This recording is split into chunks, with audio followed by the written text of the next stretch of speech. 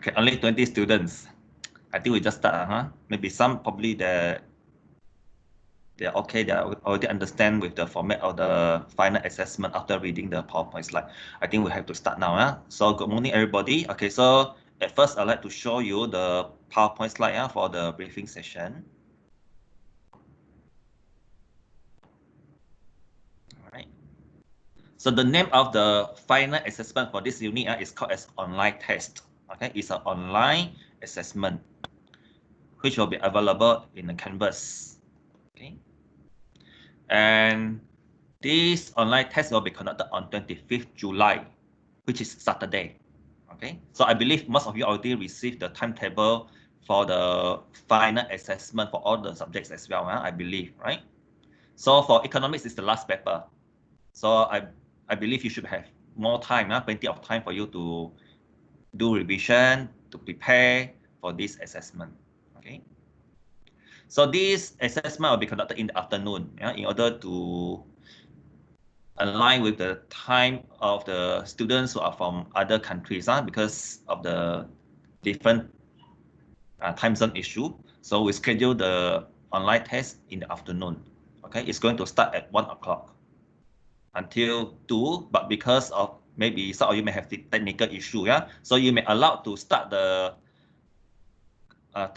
online test, to attend the online test within 1 to 2:30 p.m. Okay, but the duration of this test is only 1 hour, 60 minutes only. So let's say if you start the test to attend the test at 1:30, for instance, 1:30, and then you still have you can enjoy 1 hour of duration to attend this test. Okay, because the test will close at 2:30. Okay, Malaysian time. Remember, it's Malaysian time. So in short, the duration of this test is only 60 minutes, and then you are expected to start at 1 o'clock. Okay. But because of some maybe technical issues, so I allow you, probably you can start to attempt the test at around maybe 1:15 or 1:30. Okay.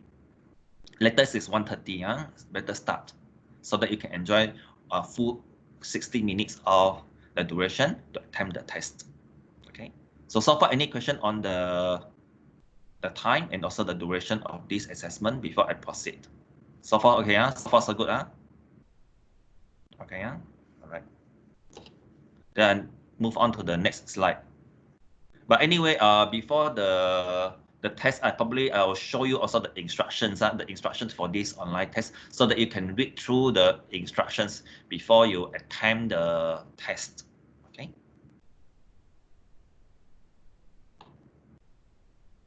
Okay.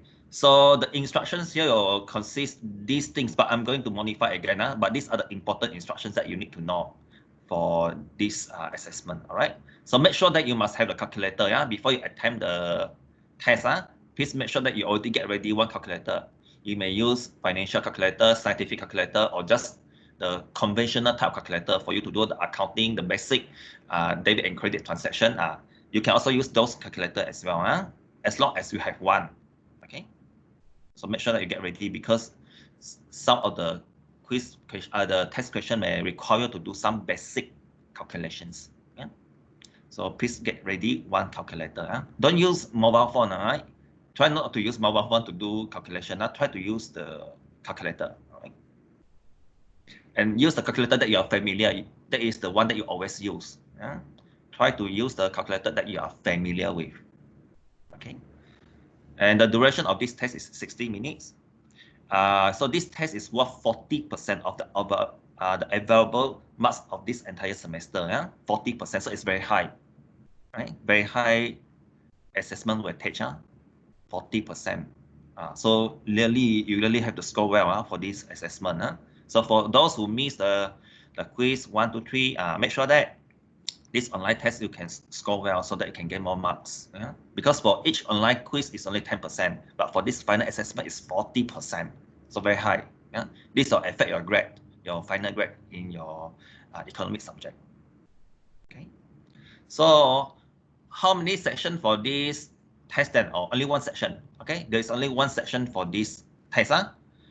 which is multiple choice question only, multiple choice question, 40 multiple choice questions, and each question worth 1 mark. So that means in total, this test paper score is 40 marks. The available test score for this test paper is 40 marks. Okay, 40 marks. So that means 1 question, 1 mark. Okay, and you are expected to answer all of the questions. And after you have attended the question, you need to click on the submit button in the online test of the Canvas system. Okay, so the system is the same as what you already attend for the quizzes in the past. Same format, right? Same format. So that means each question has 4 options. You have to choose the best option that you think that is the most accurate answer. Okay, I stop for a while. Any question on this slide? I stop for a while. So far, so good. Okay, all right. Then move on to the coverage of this assessment. Then what are the chapters will be covered in this online test then? Okay, all of the chapters that we already learned throughout the entire semester will be covered in the online test. Okay, so it starts from the week 1 chapter, scarcity, choice, opportunity cost, until the last chapter, monetary policy. Okay. All of the chapters will be covered. So it's quite challenging. So that means you really need to take time to revise on what we have learned, especially the first few chapters. Maybe until now you probably already forgotten the concept that you already learned that you need to revise. Okay, so all of the chapters will be covered. So on average, each chapter, each chapter, 3 to 4 questions from each chapter will be covered in the test. Okay, on average, it's about 3 to 4 questions will be chosen to test your understanding on each chapter. So that means all these chapters are all equally important. These chapters all are equally important. 3 to 4 questions from each chapter will be covered in the online test. Okay, any questions so far on this, on the coverage? So how to do the revision then?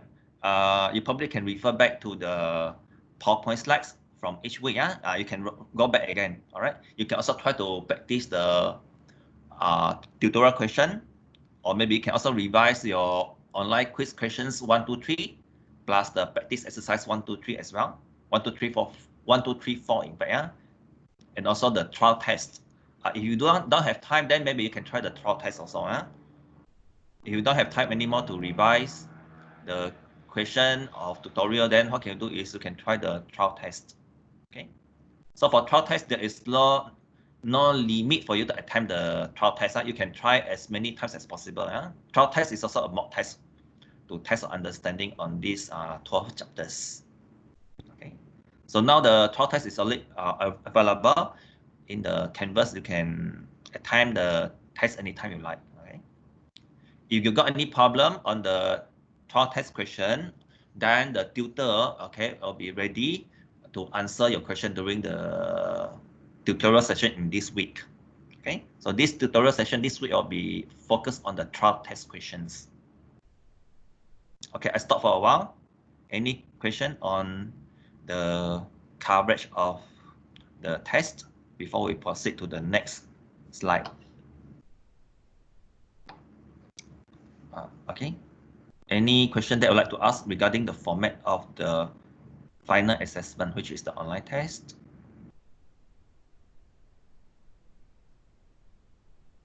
I wait for a while.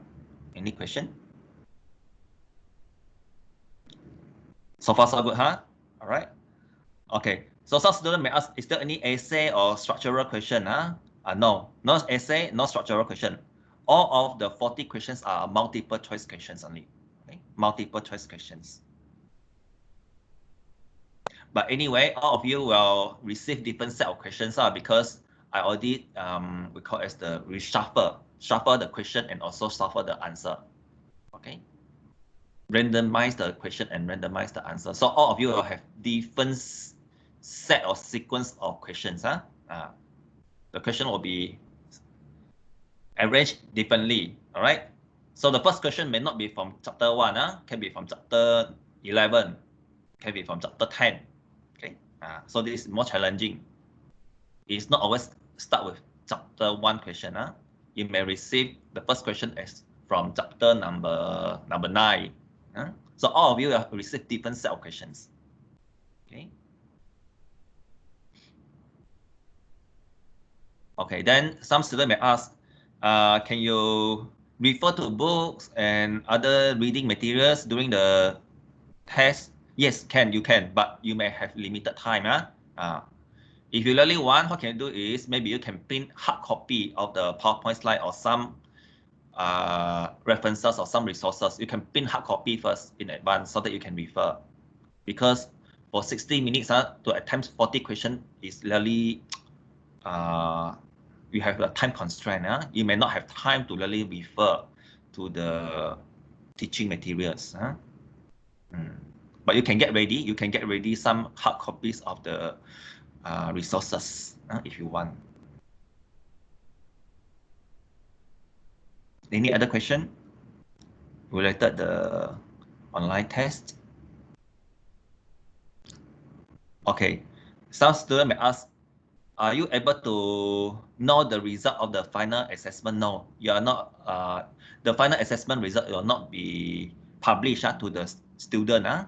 Will not be published to the students before the final result being released to you. Because at Swinburne is like we need to go through the moderation and also endorsement of the result by the registrar. So the final assessment result will not be published on Canvas. You only know the overall assessment result through the exam unit, okay? But it's not through the lecturer. It's through the exam unit will release the result for all of the subjects that you have enrolled in this semester. Okay. Any other question? So far, okay, so far so good. Okay. During the actual day of the final assessment, if you got any technical issue, okay, or any problems, you can email. You may email to the tutors, all right? So this is the details, the contact details for each tutor you can refer, So the tutors will be ready during the final assessment date on 25th July, okay? The tutors will be ready online to assist you if you got any technical issue when attempting the final assessment. Okay, so you may email us or you may call us. Okay, I'll be in the office. I'll come to the office and wait for any queries or any question from the student during the final assessment day. Okay, if not, then probably we can try to do some revision on the first 4 chapters that we have learned, whereby these 4 chapters were already covered during the online quiz 1. But because we covered in the first 4 weeks, probably you have forgotten the important concepts. So in order to help you to do revision again, so I have prepared the summary for the first 4 chapters of this subject. Okay, so let us go through together. All right. So the main reason for the university to offer economic subject for you to learn is because of scarcity. Scarcity is the major issue why we want to learn economics subject. Scarcity is the major issue. What is the meaning of scarcity? Scarcity means is due to, okay, this scarcity will happen when the world has limited resources in order to fulfill unlimited wants of human beings. Okay, so scarcity happens when the world has limited resources. Limited resources means limited of factors of production, such as land, labor, capital, and entrepreneur. These are the resources, or we call as factors of production. Okay, so in the world, in fact, these resources are limited.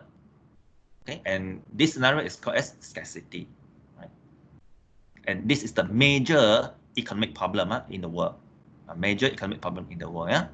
So because of scarcity, so that means that people need to make choices when producing the product, right? So among the 3 questions that need to be answered by human being would be what to produce, how to produce, and for whom to produce. Okay. So when answering these 3 questions, that means people have to make choices. Okay. People have to make choices by answering these 3 economic questions. Okay. So when people make choice, when people decide or make decision on the choice, that means these are involve opportunity cost. Opportunity cost is referred to the next best alternative that need to be forgone in order to obtain the best choice of the goods or services. Okay. So opportunity cost means the second best goods that need to be forgone in order to obtain the best goods. Yeah? So this is opportunity cost. So in short, in the economy, there are 3 major problems. The first major problem is scarcity. Yeah. So due to scarcity, this will create that means this will lead the people to make choice. Okay. When people make choice, then this will involve the opportunity cost. So these are the 3 main economic problems in the world. Okay. And these 3 economic problems can be explained by using the production possibility curve, or we call it as the production possibilities frontier. Okay. So this curve is the example here. I'll show you here. This is the example. So, but for this PPC, it's assuming that a country only produce 2 products, 2 goods only, or 2 products, right? So it can be shown in the name of the product can be shown in the X and also the Y axis respectively.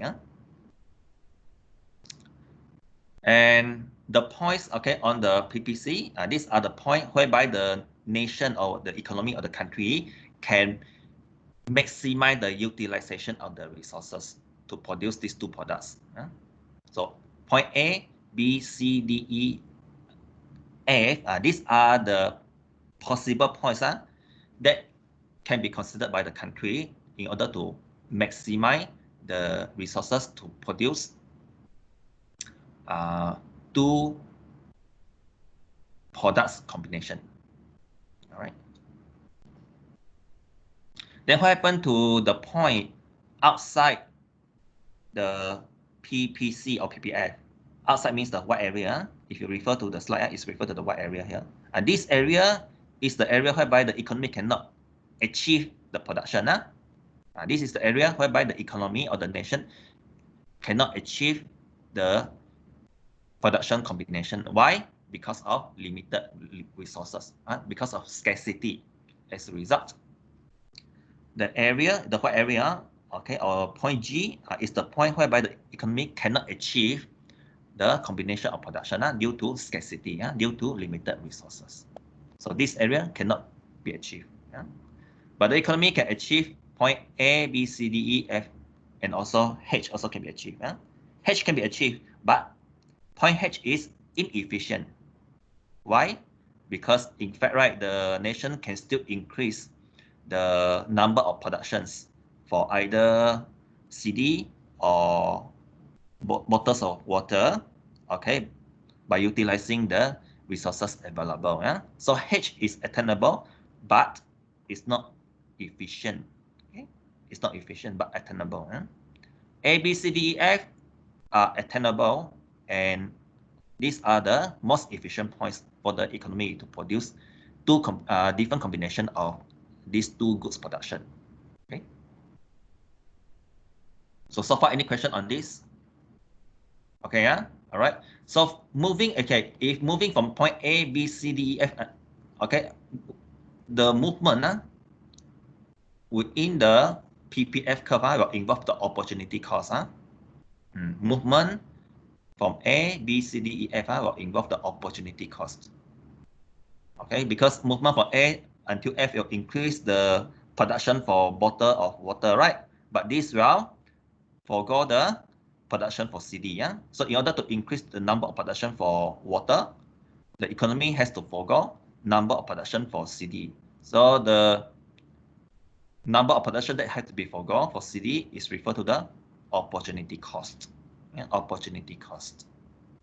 So any question on chapter number 1? These are the points or the concept that you need to know, yeah, for your final assessment. So any question before we move to week 2 summary? Week 1, okay, huh? Okay, then I'll move on to week 2 summary. So in week 2, okay, we already learned 3 different types of economic system in order to answer the 3 economic problems, right? So what are the economic system that we have already learned? We have already learned, I think the first economic system we learned is the command, right? Command economic system, or we call as the central or planned economic system. Huh? So there are a few names to define plan or command economic system. Huh? All right. And we also learn on another system is called as the free market or capitalism, capitalism economic system. And the third one is the mixed economic system. So mixed economic system is the mixture of command economy and also the capitalism economy. So in this chapter, already learned the party involved in order to make decision to answer the 3 economic questions, which are what to produce, how to produce, and for whom to produce, right? So in the planned economy or common economy, or we call it as the socialism economy, So who make decision in answering the 3 economic questions? Answer is government. Okay, the government is the only party involved to answer the 3 basic economic questions in the socialism economy. Only government involved. On the other hand, okay, who involved in the decision making when answering the 3 basic economic questions? Answer will be the market mechanism. Market mechanism means the demand and supply. Okay, that means the consumer and producer will determine what to produce, how to produce, and for whom to produce under the capitalism.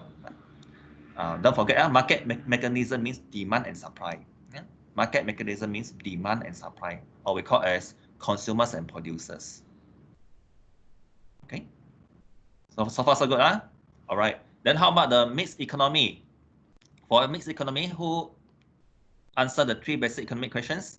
Answer will be government and also the market mechanism. So that means the consumer, producer, and government, all these 3 parties will help to answer or involve actively to answer the 3 economic questions on what to produce, how to produce, and for whom to produce. Okay, I stop for a while. Any question on this? So far okay, So far so good, I think the challenging part is there are many terms used to describe socialism, right? We have common economy, socialism economy, planned economy. These all are the same thing. It's referred to common economy, right? For free enterprise, okay, there are a few terms used to describe free enterprise economic system, such as capitalism, free market economic system. Okay, so please ensure that you know those words are actually the same, refer to the same thing. Okay. Okay, any question on the week 2 summary? Quite straightforward, So week 2, in fact, right, we focus on the 3 basic economic questions plus the 3 economic system, which are the socialism, capitalism, and mixed economy. Quite straightforward, Okay, then we move on to chapter 3. Okay, so in chapter 3, we learn about the demand, supply, and also market equilibrium. Okay, so these are the 3 sections that we have covered in chapter 3. Okay, so in the demand section, we already learned the law of demand, right? Law of demand, remember? So what is the belief of the law of demand? So according to this theory, this is a law or a theory, is believed that there is a negative relationship between the price of a product and quantity demanded of the product. So that means price and quantity demanded of a product have negative relationship. So this is the belief of the law of demand. So as a result, when we draw a demand curve, you may find that this demand curve is downward sloping, negative curve, right? It's a negative slope curve. Why? Because of law of demand. It's believed that when the price is increasing, so that means it's more expensive to purchase the product. As a result, this will reduce the quantity demanded when the price is increasing. I try to increase the size so that you can see.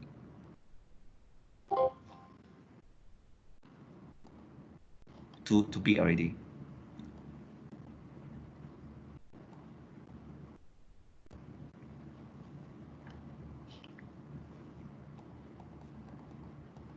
Okay. So however, when the price reduce, let's say from 80 reduced to 40, okay, you may find that the quantity demanded will increase from 4,000 to 8,000. Why? Because when the price reduced, it means it's cheaper now. It's cheaper now to buy or to purchase the product. So this will encourage people to buy. Okay, more people are willing to buy the product when the price of the product reducing. Okay, so this increase is referred to the increase of the quantity demanded. So increase from 4,000 to 8,000 is referred to the increase of the quantity demanded. So that means quantity demanded is influenced by the price of the product itself. Quantity demanded change is due to the change of the price itself. So I use car as the example. Right? I use car as the example. So when the price reduced from 80 to 40, you may find that the quantity demanded move from point A to point B. So this movement, the rightward movement, is due to the change of the price of car itself. And this change is due to it can be explained by the law of demand. Law of demand. Okay. Okay, then what happens if other factors change? Non-price factor, let's say we have non-price factors. So what happens if there are some non-price factor change, such as consumer income, preference of consumer change. Preference means the purchasing behavior, the preference of the consumer change, expected future car price change, substitute price change, and also the complement price change. All these factors will shift the demand curve either to the left or to the right. Okay, so all these factors we call as the non-product price factors will shift the demand curve either to the right or to the left-hand side. Movement of the demand curve is only due to the price of the product itself. So in this case, it's price of the car only. All right. But shift means shifting the whole demand curve either to the right or to the left. Okay. So the car demand will increase. That means the demand curve for the car will shift to the right when what are the factors will cause the demand curve of the car shift to the right hand side. So there are a few factors. The first one is consumer income. Right? So when the consumer income increasing, that means people have more money to buy things, to buy products. Right? Purchasing power increasing. So this will increase the demand of the product, even though the price is the same. The price is remain the same, but because the consumer income increases, this will increase the purchasing power of the consumer. As a result, the demand of the car will increase, even though the price of the car is still remain the same. Okay. So second factor is due to the preferences on car. Okay, so maybe now people like to own car more convenient instead of using bicycle or using motorbike. Okay, or using public transport. Okay, if the consumer prefer to use car now, so this will increase the demand for the car. As a result, the demand curve of the car will shift to the right hand side. Okay. The third factor is the expected future price. Okay, if the consumer estimate the car price may increase in the future, then it's better. Then they will try to buy the car now. Okay, they are trying to buy the car now because they are worried that the car price may increase in the future. If that is the case, you may find that the demand curve for the car will shift to the right-hand side. Okay, will shift to the right-hand side. So consumer will try to buy the car now because they afraid that the car price may increase in the future. Okay. And then the next factor is substitute price. Substitute price. So usually, okay, there is a positive relationship between the substitute price and the demand of the car, right? So if let's say the substitute here is a motorbike, if the motorbike price increase, so that means it's more expensive to own motorbike now.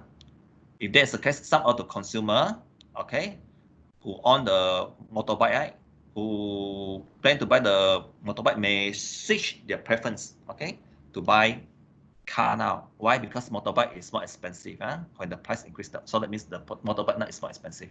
So some of the consumer may switch their preference to car, okay, to car. So as a result, the car demand curve will shift to the right-hand side. Okay, the car demand curve will shift to the right-hand side due to some of the consumer would like to switch their transportation usage from motorbike to car. Okay.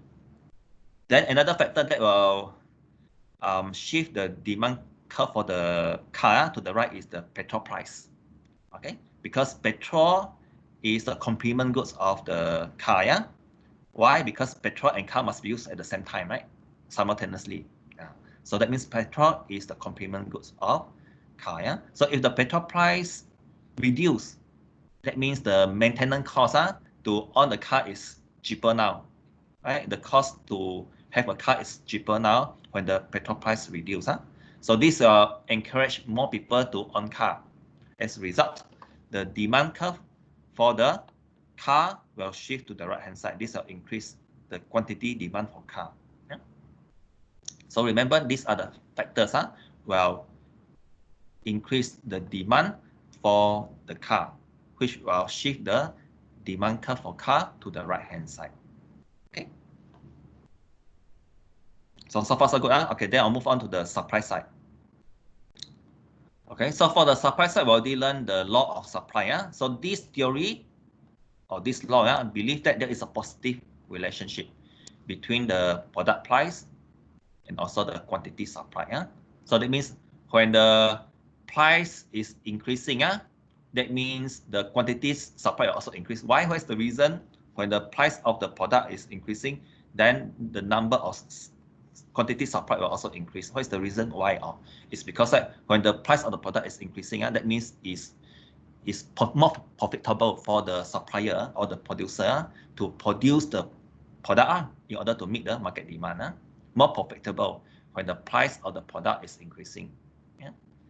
As a result, this encourages the producer to produce more product, okay, to meet the market demand. So I'd like to use the example of milk as example. I'd like to use milk as example. So let's say now the actual price is P1. So when the price of the milk increases to P2, from P1 to P2, you may find that the quantity supply will increase from Q1 to Q2. So this, what is the reason the quantity supply for milk increase is because the producer found that, right, is more profitable to produce milk now. Yeah, why? Because the milk price increases from P1 to P2. So the movement from point A to point B is due to the change of the milk price. It's not other factors, but it's only the milk price factor that will move the supply curve from point A to point B. Okay, so this movement is called as move rightward. Move rightward from point A to point B. So you may find that the movement is along the supply curve, same supply curve, right? And this movement is due to the price of the milk itself.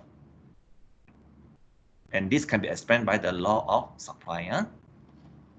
Then in what condition the supply curve will shift to the right-hand side? That means the supply will increase. When does the milk supply will increase then? What are the factors will shift the supply curve to the right-hand side? Hello, yeah. I think somebody want to ask question, right? Okay, so far okay, all right. So what are the factors will shift the supply curve to the right? Will increase the supply of the milk. Okay, then these are the factors. Okay, these are the few factors will shift the supply curve to the right hand side. That means increase the supply of milk. So the first factor is when the number of producers in the milk market increase. If more producers coming into the industry and produce more milk, this will shift the supply curve of the milk to the right hand side.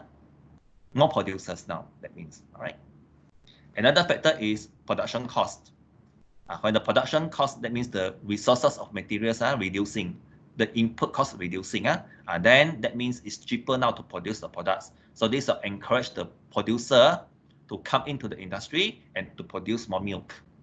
As a result, this will shift the supply curve to the right, okay, from S1 to S2. Even though the price of the milk remain the same, you may find that the price of the milk remain the same, right? But because if the production cost reducing, that means it's cheaper to produce the milk. This will encourage more producers to come into the industry and produce more milk. Okay. And the next factor is substitute price. Substitute in production price. So I use the example of soybean. So soybean milk is the substitute of the fresh milk, okay, the cow milk. So if the soybean milk price reduce, so that means it's not really so profitable. It's not very profitable to produce soybean now because the price is reducing. So for producer, it's not really profitable for them to continue to produce soybean milk. As a result, they will shift their production. Some of the producers may shift their production to produce fresh milk. Okay.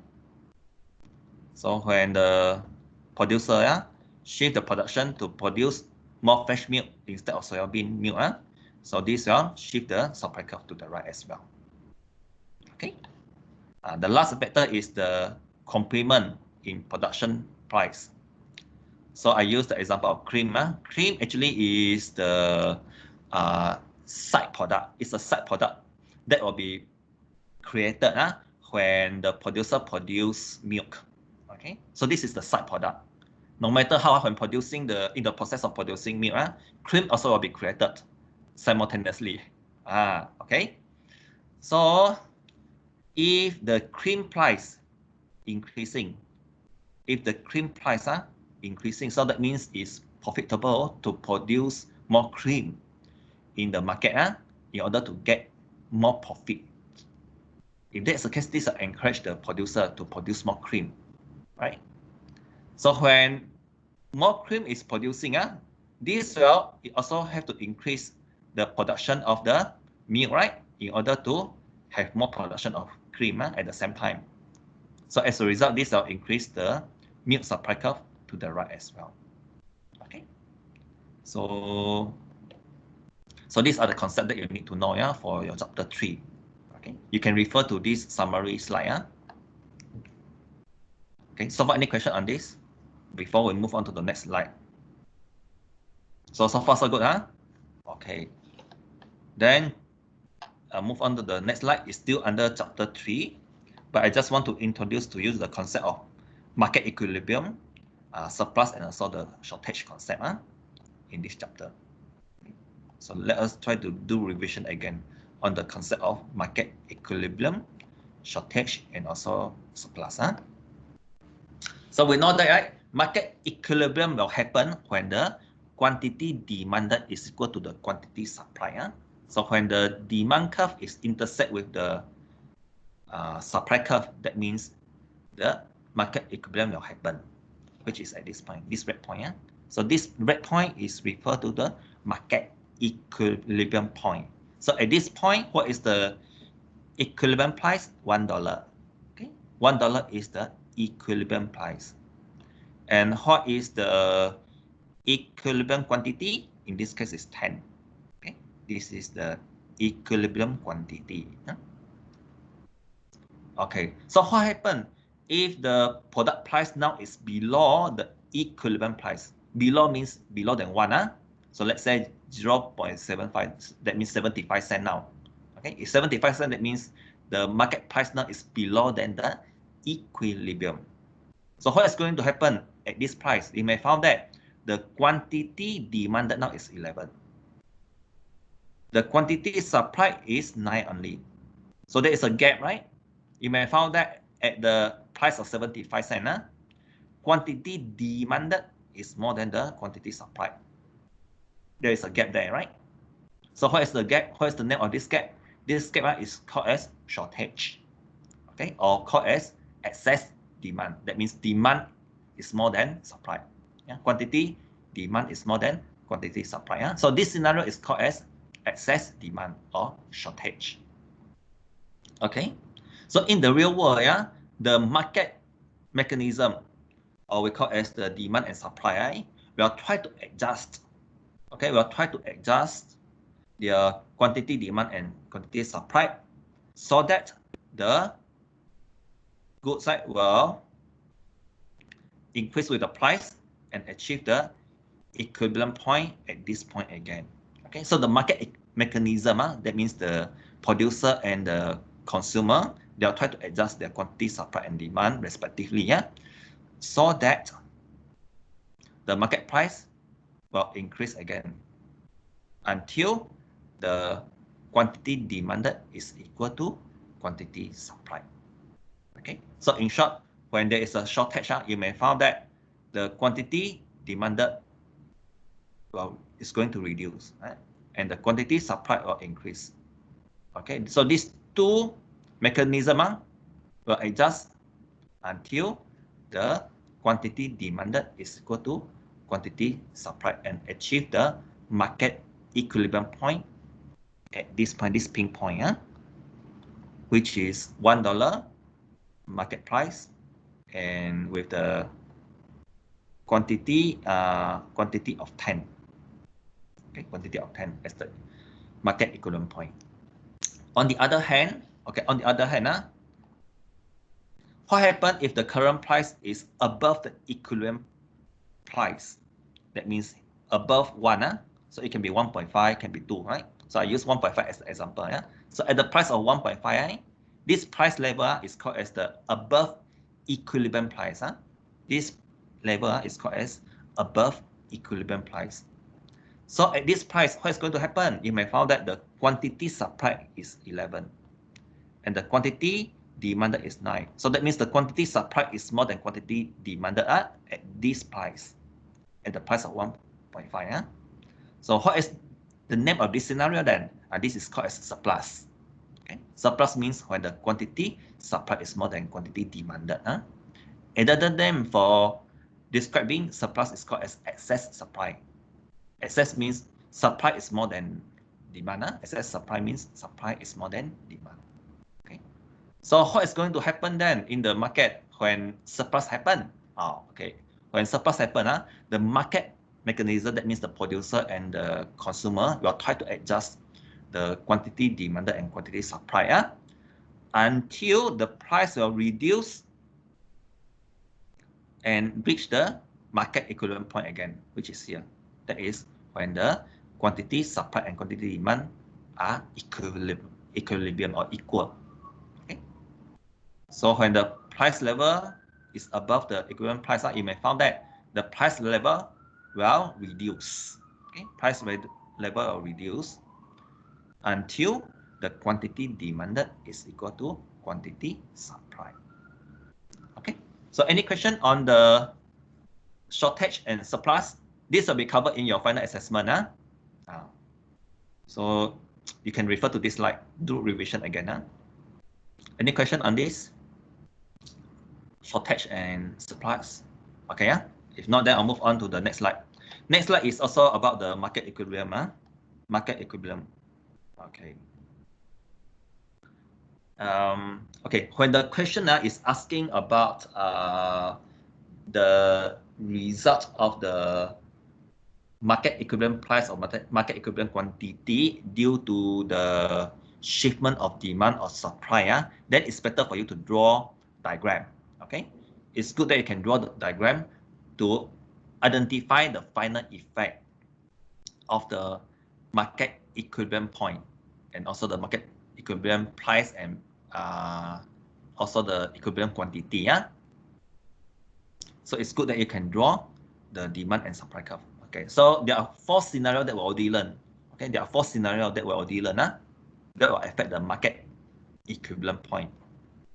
Okay, so assume that, okay, the first scenario is this one. Demand, okay, the demand curve is D0. This is the original demand curve, right? And this is the original supply curve. S, the blue curve, is the original supply curve. This is the original demand curve, D all. Okay, so assume that, okay, what happens if the demand now shift to the right hand side? If the demand shift to the right hand side, that means the demand curve will shift from D0 to D1. So what is going to happen? You may find that when the demand curve shift to the right, that means the market equivalent point now is this one, the pink color. This is the new market equivalent point. This is the new market equivalent point. So at this point, what is the new equivalent market price? 1.5. So that means the equivalent price increase, right? Then how about the quantity? Quantity also increase. Okay, so in short, when the demand curve shift to the right hand side, the effect is the quantity of the equivalent point will increase, right? And the equivalent price also increase. Okay, so increase for both. Okay. Second scenario is what happens if the demand curve shift to the left hand side? Like this diagram, I can refer to this diagram. Shift to the left hand side means the demand curve is shifting from D0 to D2 to this red line. So when the D2, when the demand curve shift to the left hand side to D2, you may find that the new market equivalent point now is this point. Okay, it's shifting from this point to the red point. Okay, so at this new market equivalent point, the equivalent price reducing, isn't it? Before that it was 1, now reduced to 75 cents only. And what happened to the new market equivalent quantity? Also reducing to 9 unit only, 9 million unit.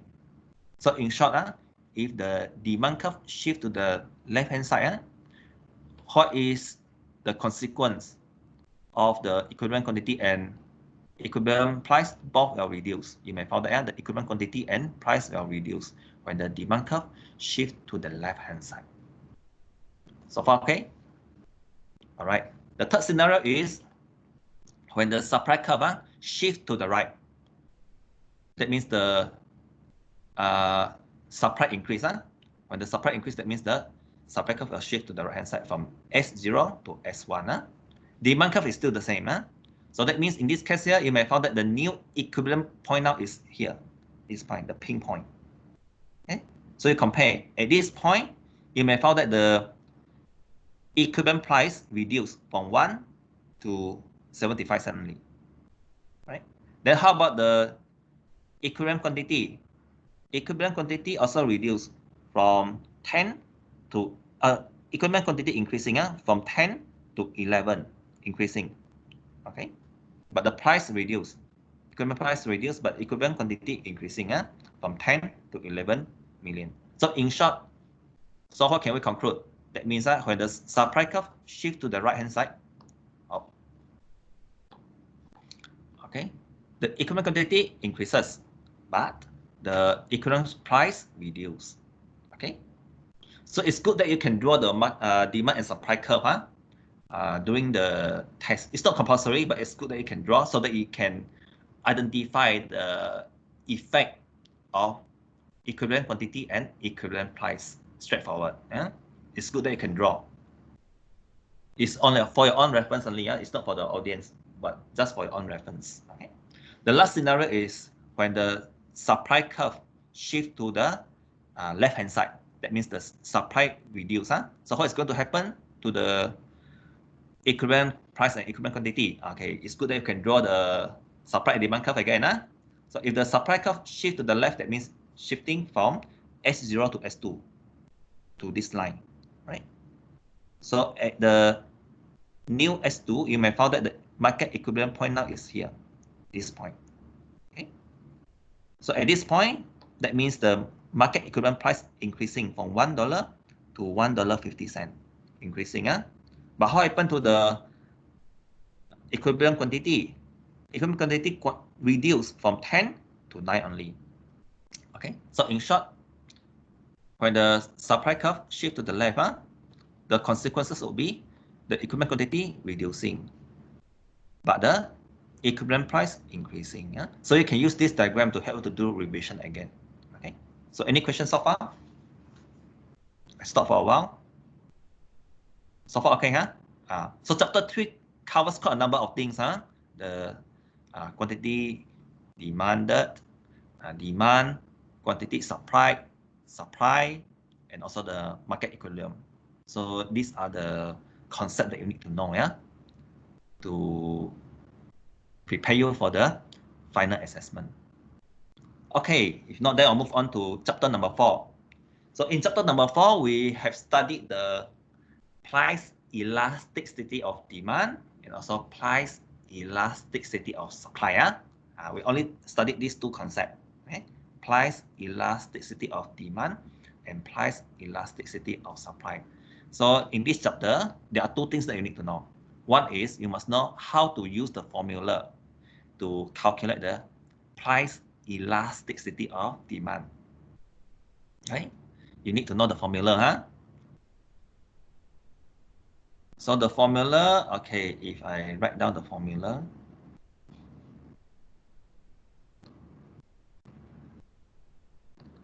hopefully I can advance something, okay? So the formula is equal to percentage change in quantity demanded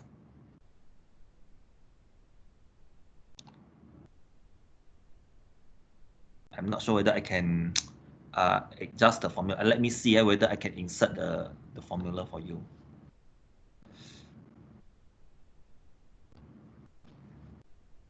Okay. So there are two layers. We know that there are two layers. So the formula to calculate the price elasticity of demand is using the percentage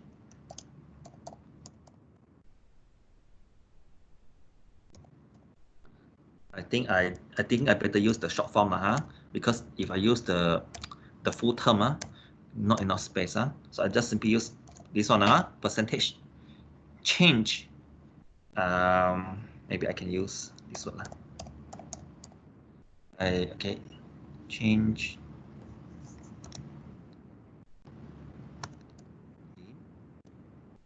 quantity demanded I just put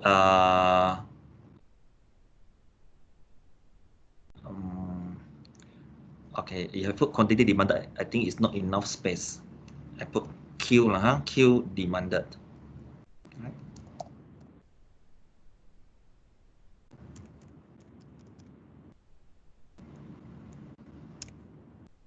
Change in quantity demanded. Q demanded. Hopefully got enough space. In fact, it's QD lah. I put QD lah. Hopefully you can understand QD, quantity demanded divided by percentage change in of the product right?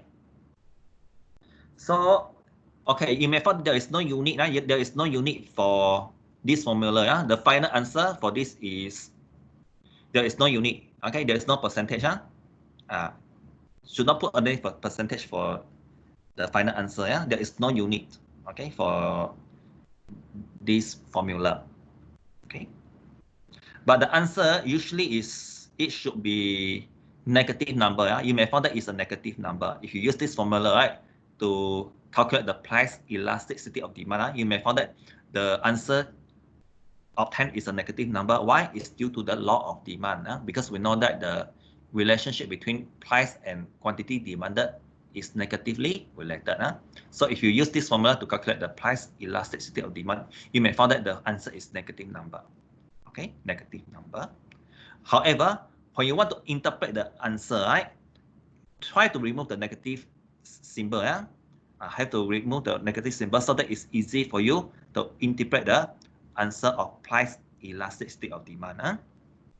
Okay, if the answer that you get is exactly 0, okay, if the price elasticity of demand answer is equal to 0 exactly, yeah? So what is the meaning? What is the conclusion you can make? Then you can say that, right? The demand has perfectly inelastic, okay? The demand is perfectly inelastic. So that means the quantity demanded is not respond to the change of price. Huh? So it's stagnant. The quantity demand is still the same, regardless of the price change. Okay, so you may find that the demand curve is a vertical curve. Okay, if the demand is perfectly inelastic. Okay, our second scenario, if the percentage change in quantity demanded is less than the percentage change in price. So what is the conclusion? Then you can conclude that the demand of the product is inelastic. Inelastic. So that means the percentage change of the quantity demanded is not really a lot as compared to the percentage change in price. Okay. And the third scenario is when the percentage change in the quantity demanded is exactly equal to the percentage change in the price, then the conclusion is you may conclude that the demand has unitary elastic. Okay, the demand is unitary elastic. Okay, next scenario is when the percentage change in quantity demanded is more than the percentage change in price. Then the conclusion is the demand of the product is elastic. Okay, elastic. Okay, lastly, when the percentage change in the quantity demanded is infinity, the answer is, that means, okay, what is the conclusion? Then you can say that the demand of the product is perfectly elastic. So that means it's perfectly sensitive. Elastic means sensitive. Yeah? Perfectly sensitive to the price change. Okay, so this is the summary that you can refer. If you want to revise the topic of price elasticity of demand. So far, okay? So far, so good, huh? Okay. But be careful with the negative sign. Then you have to put a negative sign for the answer, all right? But when you want to make interpretation or make conclusion about the characteristics of the demand, whether it's elastic or inelastic, you have to ignore the negative sign. Okay? When you want to interpret the characteristics of the demand, please ignore the negative sign. But when you're doing calculation, you have to include the negative sign. Okay. All right, last slide for today is about the price elasticity of supply. Okay, so for this section also, you must know how to use the formula to calculate the price elasticity of supply. So you must know the formula. So probably I can write down the formula again. So the formula is also involved 2 layers, right? So the numerator is the percentage change in quantity supply, right? And then the denominator is percentage change in product price, okay? Price of the product. And you may find that, right, by using this formula, you may find that, right, the price elasticity of supply should be a positive number. Should be a positive number. It can be 0, right? Can be 0, but shouldn't be a negative number. Should not be a negative number for the price elasticity of supply. Why? Because according to the law of supply, according to the law of supply, there is a positive relationship between product price and the quantity supply. So there's a positive relationship. So the price elasticity of supply should be positive number. The lowest number is 0, but cannot be negative. Okay. So if using this formula, okay, you may find that, okay, let's say if the result you get is 0. Okay, is 0. So what is the conclusion? Conclusion is that means the supply of the product is perfectly inelastic. Okay, perfectly inelastic. So if your ES is less than 1, ES is less than 1, that means what is your interpretation? That means I try to use formula. Okay, so when your percentage I use a triangle line. So percentage change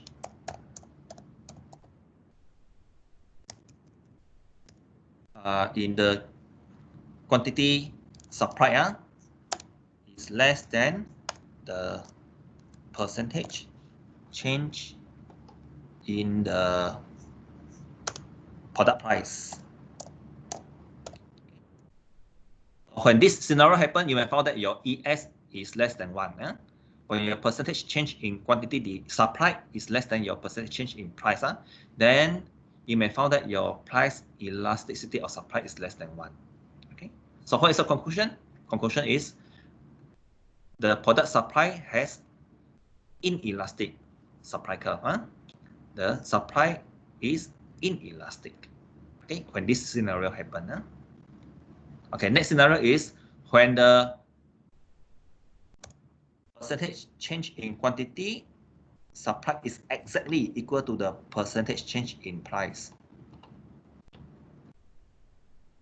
If that is the case, you may find that your ES, which is your price elasticity of your supply, okay, hanging now.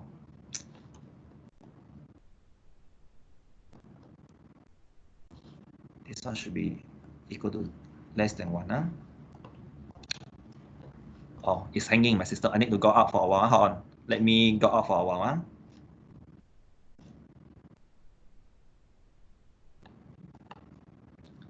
No worry, this will be the final slide for today. Before we call a day, this is the final slide. Okay. Let me go out for a while because I need to set the PowerPoint slide.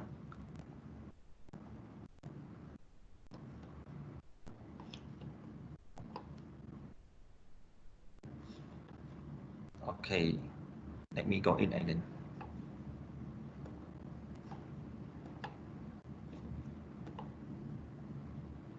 Okay. All right.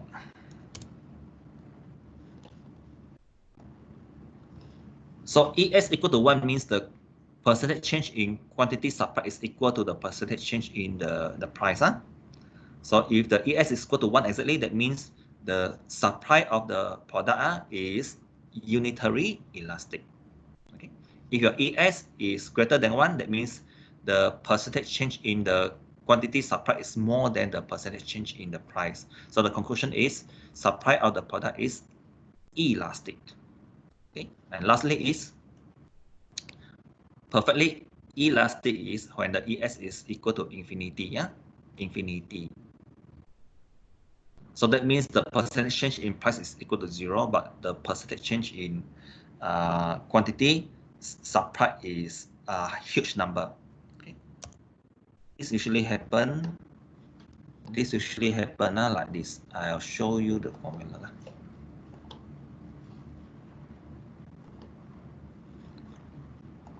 So this scenario happen when your percentage change in price is a huge number.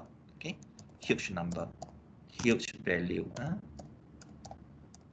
Or percentage change in your price for the product is 0. Huge number divided by 0, you'll get infinity number. Okay, so this scenario will lead to the perfectly elastic supply. Okay.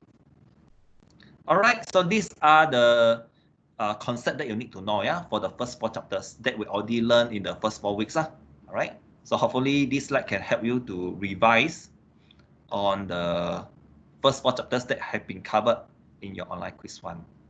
Okay, I think there is one question asking, right? So let me see the meeting chat. I think there is one question. Where do I download this? Oh, okay. The PowerPoint slide is available in your announcement section.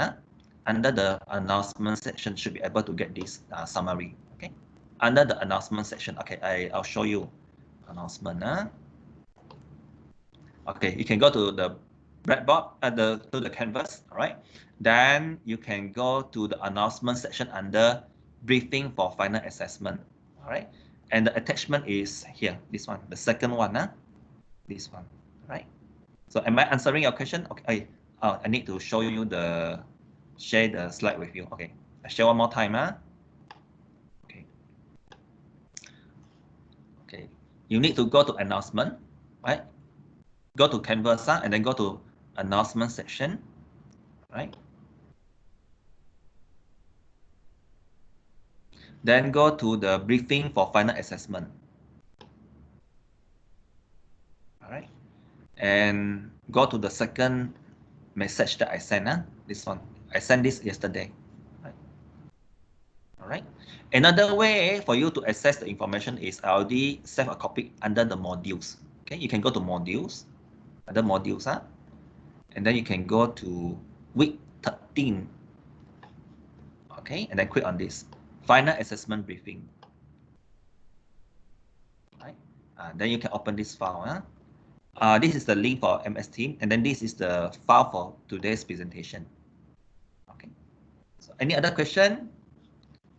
Yeah, I think this is the question asked. The only question asked by Darius. Yeah. Okay. Any other question? Where do I download this? Okay. Yeah. File 8. Thanks. Okay. All right. Yeah. So any other question before we call a day? We still have some time. Yeah, you still can ask question regarding the final assessment, which is online test.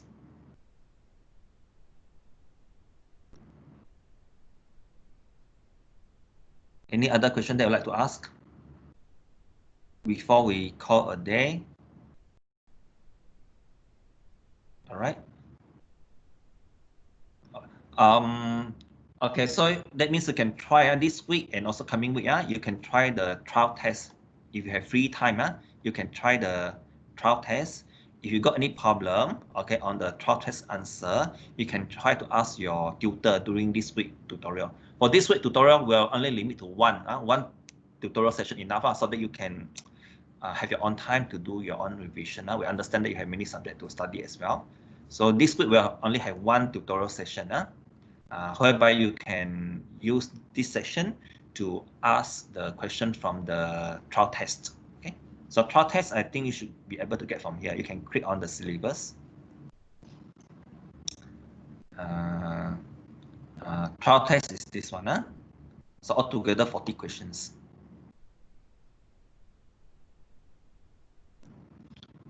I'm sharing the teacher's view. So these are the 40 questions. So this question I already arranged based on chapter sequence. I already arranged based on chapter sequence. But in the final assessment, the question will be randomized. It's not based on chapter anymore. It's not based on chapter sequence. But this one, the trial test, yes. So that this can help you to revise on what you have learned. So I have arranged the question based on the sequence of the chapter. Okay. So you may find that the micro and macroeconomics chapter are equally being covered in the trial test. 20 questions are from the microeconomics and 20 questions are from the macroeconomics. Okay. All right. So any other questions before we call a day? No, no other questions, If you got that, you can just email me, or you can just email to your tutor, to clarify any things related to the final assessment, All right. So thank you for coming. Oh yeah, before we call a day, please remember to participate in the SFU, we call it the survey on unit. Okay, so that we can try to improve again the unit design, the unit delivery, and also the assessment design in future. Please provide feedback for us. All right. So for those who haven't participated in the SFU, please try to attend the survey, so that we can have more feedback and try to improve the unique design and unique delivery of this subject in the future. Okay. Any other question? So far so good, Okay. So good luck in the exam. Study hard and study smart. Yeah. Bye bye and see you. Okay. No other question, yes, Desmerida. No, it's Desma, yeah. Hello. Oh, okay. So for group one, today we have no tutorial. The group one students, today I'll just let you do the trial test question so that we can discuss on this coming test day session. All right, for the group one student. For group 2, 3, and 5, this you'll have only one tutorial session so that you can have more time to do revision for other subjects. Okay, so far so good. Any other question? No, huh? All right. So bye-bye. See you. Take care. Okay, Okay, thank sir. you. Bye. Bye. Bye-bye. Thank you, sir. You bye. Welcome. Thank you, sir. Bye. Bye-bye.